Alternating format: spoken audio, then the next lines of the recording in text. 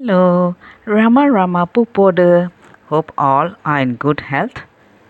Great, feeling great, relaxed, peaceful. Now let's go to chapter 22, part 3.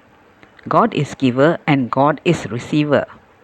In the nights, the tigers were freely roaming in the woods surrounding the cave. With a party of a select few, Ramdas started the next day in quest of tigers in their caves so that he could come face to face with them. He rummaged cave after cave in the hills. Marks and traces of their close vicinity were seen, but no animals could be discovered.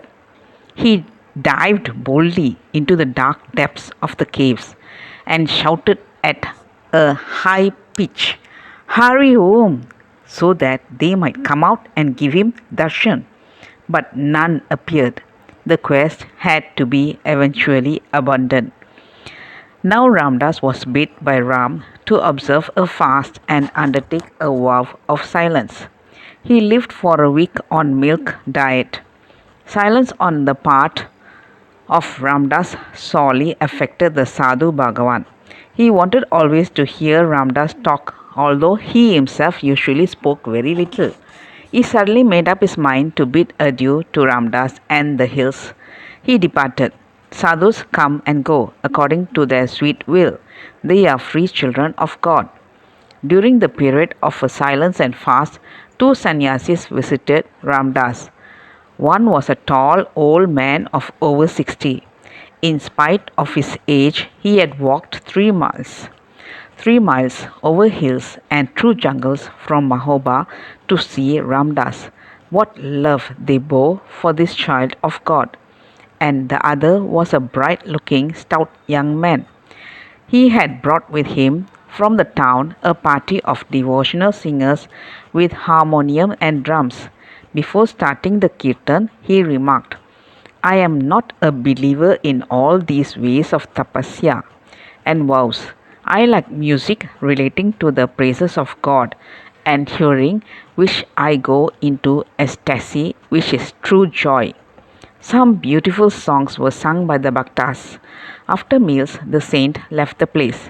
Among the visitors was also a sadhu by the name Vichitra Anand, a simple and childlike saint, but his body was dry and emaciated due to the excessive ganja smoke. He had composed some touching Hindi devotional songs which are popular in Mahoba. He lived alone in a kuti near the town. He came frequently to Gohkar Parvat. One afternoon, quite a crowd of devout mothers presented themselves at the base of the rocks, clamoring to see Ramdas.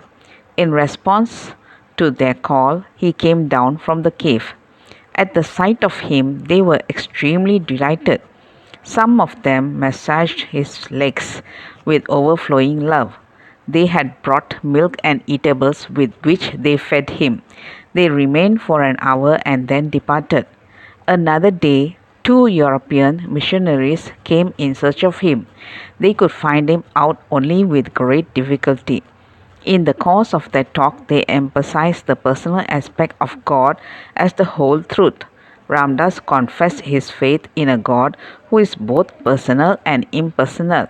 He added that one could not know the glory of the Supreme Person without realizing his impersonal aspect as well.